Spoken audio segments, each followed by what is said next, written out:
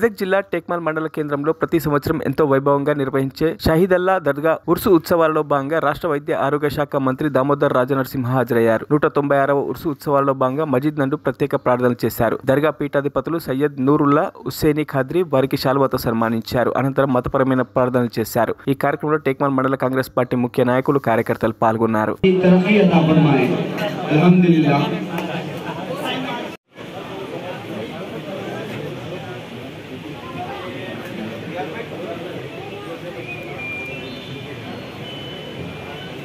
अमल काम आया ना मैशर में,